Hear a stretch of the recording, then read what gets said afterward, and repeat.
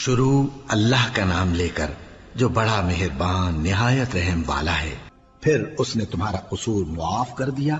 وہ بے شک بڑا معاف کرنے والا ہے، بڑا مہربان ہے۔ اور جب تم نے موسیٰ سے کہا کہ موسیٰ جب تک ہم اللہ کو سامنے نہ دیکھ لیں گے تم پر ایمان نہیں لائیں گے، تو تم کو بجلی نے آ گھیرا اور تم دیکھ رہے تھے۔ پھر موت آ جانے کے بعد ہم نے تم کو اثر نو زندہ کر دیا تاکہ احسان مانو،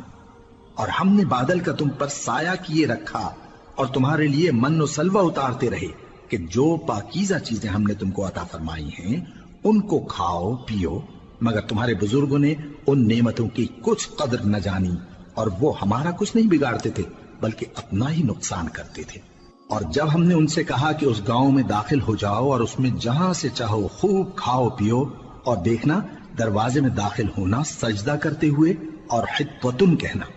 ہم تمہارے گناہ معاف کر دیں گے اور نیکی کرنے والوں کو اور زیادہ دیں گے، تو جو ظالم تھے انہوں نے اس لفظ کو جس کا ان کو حکم دیا تھا بدل کر اس کی جگہ اور لفظ کہنا شروع کیا، پس ہم نے ان ظالموں پر آسمان سے عذاب نازل کیا کیونکہ نافرمانیاں کیے جاتے تھے۔ اور جب موسیٰ نے اپنی قوم کے لیے ہم سے پانی مانگا تو ہم نے کہا کہ اپنی لاٹھی پتھر پر مارو، انہوں نے لاٹھی ماری تو اس میں سے 12 چشمے پھوٹ نکلے اور تمام لوگوں نے اپنا اپنا گھاٹ معلوم کر کے پانی پی لیا۔ ہم نے حکم دیا کہ اللہ کی عطا فرمائی ہوئی روزی کھاؤ اور پیو اور زمین میں فساد نہ کرتے پھرنا۔ اور جب تم نے کہا کہ موسیٰ ہم سے ایک ہی کھانے پر صبر نہیں ہو سکتا تو اپنے پروردگار سے دعا کیجئے کہ ترکاری اور ککڑی اور گیہوں اور مسور اور پیاز وغیرہ جو نباتات زمین سے اگتی ہیں ہمارے لیے پیدا کر دے۔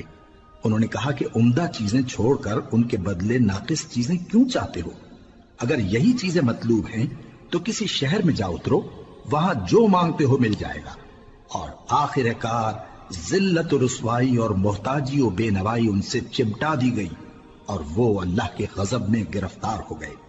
یہ اس لیے کہ وہ اللہ کی آیتوں سے انکار کرتے تھے اور اس کے نبیوں کو ناحق قتل کر دیتے تھے، یعنی اس لیے کہ نافرمانی کیے جاتے اور حد سے بڑھے جاتے تھے۔ جو لوگ مسلمان ہیں یا یہودی یا عیسائی یا ستارہ پرست، یعنی کوئی شخص کسی قوم و مذہب کا ہو، جو اللہ اور روز قیامت پر ایمان لائے گا اور عمل نیک کرے گا تو ایسے لوگوں کو ان کے اعمال کا صلہ اللہ کے ہاں ملے گا اور قیامت کے دن ان کو نہ کسی طرح کا خوف ہوگا اور نہ وہ غمناک ہوں گے۔ اور جب ہم نے تم سے عہد کر لیا اور کوہ طور کو تم پر اٹھا کھڑا کیا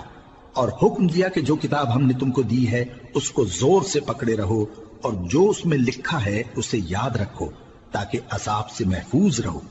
پھر تم اس کے بعد عہد سے پھر گئے، سو اگر تم پر اللہ کا فضل اور اس کی مہربانی نہ ہوتی تو تم خسارے میں پڑ گئے ہوتے۔ اور تم ان لوگوں کو خوب جانتے ہو جو تم میں سے ہفتے کے دن مچھلی کا شکار کرنے میں حد سے تجاوز کر گئے تھے، تو ہم نے ان سے کہا کہ ذلیل و خوار بندر ہو جاؤ،